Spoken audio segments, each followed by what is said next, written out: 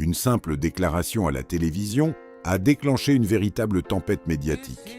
Tout est parti de Jérémy Doku. L'international belge avait expliqué qu'il pourrait quitter temporairement la Coupe du Monde pour assister à la naissance de son premier enfant. Une décision qui semblait personnelle, mais qui a rapidement enflammé les débats. Sur le plateau de l'équipe de choc, la journaliste France Pierron a vivement critiqué cette possibilité. Elle a notamment déclaré qu'une Coupe du Monde était un rêve, que des centaines de joueurs aimeraient vivre, et a qualifié l'accouchement d'un « moment dégueulasse » où le père ne servirait à rien. En quelques heures, les réactions ont explosé. Des supporters, des journalistes, des personnalités du sport. Beaucoup ont dénoncé des propos jugés déplacés et déconnectés de la réalité vécue par de nombreux parents.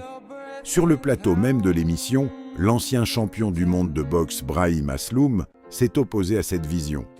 Pour lui, la naissance d'un enfant est un moment unique qui dépasse largement le cadre du sport. Même du côté des joueurs, le soutien à Doku n'a pas tardé. L'attaquant anglais Ollie Watkins a rappelé que la naissance d'un premier enfant est une bénédiction et qu'il comprenait parfaitement le choix du Belge. Face à la polémique grandissante, l'équipe a fini par publier un communiqué. Le média s'est officiellement désolidarisé des propos de sa journaliste et a présenté ses excuses à Jérémy Doku ainsi qu'aux téléspectateurs.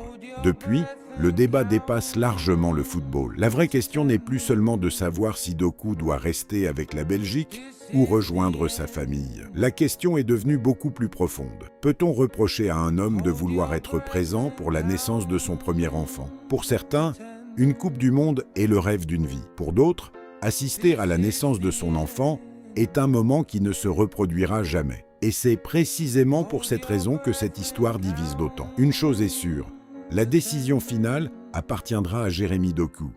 Mais cette polémique rappelle que parfois, les plus grands débats du football n'ont rien à voir avec le terrain.